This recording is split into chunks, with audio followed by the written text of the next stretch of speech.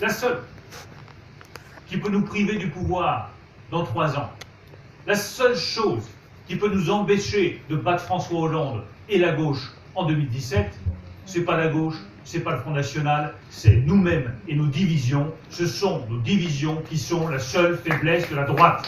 N'ouvrez pas de nouvelles guerres des têtes en novembre prochain. S'agissant des élections sénatoriales, je ne sais plus qui a posé cette question, mais c'est un point très important. Je donne juste un exemple. Dans mon département de l'Eure, 3 sénateurs sortants. 3 hommes, dont l'un avait 78 ans et 38 ans de mandat derrière lui. Je lui ai dit, tu laisses la place à une femme. Car oui, nous devons faire une première place aux femmes dans notre parti et défendre la place des femmes en politique. Ça apaisera le débat. Là, il y a plus de femmes qui applaudissent que d'hommes. Vous avez tort, messieurs. Enfin, je reprends mon exemple. Or, il y avait une femme qui était une excellente candidate, qui était la présidente de l'UMP, de l'Eure.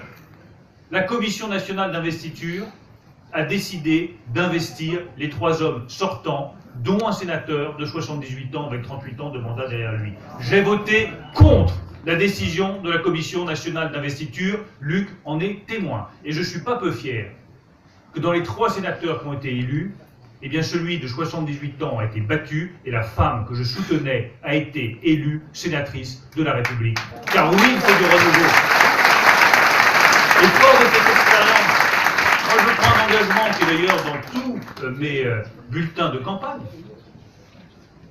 Les investitures doivent être désormais confiées non pas à une commission nationale d'investiture à Paris, les investitures, si je suis élu président de l'UMP, je les donnerai aux fédérations, car c'est aux militants de décider.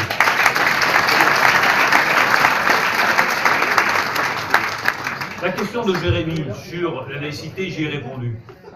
Je veux juste dire à Jérémy qu'à force de lâcheté, à force de petites compromissions, à force d'accepter de faire des menus différenciés dans les cantines, au nom de je ne sais quel multiculturalisme déplacé, à force d'accepter de faire des ouvertures différenciées de piscines, de centres scolaires ou de centres sportifs au nom de je ne sais quel multiculturalisme déplacé, on fait le jeu du communautarisme contre la nation. Eh bien moi je serai toujours du côté de la nation contre le communautarisme et je n'hésite pas à rappeler qu'en France, il y a des principes à respecter et il y a aussi des us et coutumes français, des traditions françaises, des comportements publics français qui méritent d'être respectés et défendus dans la République.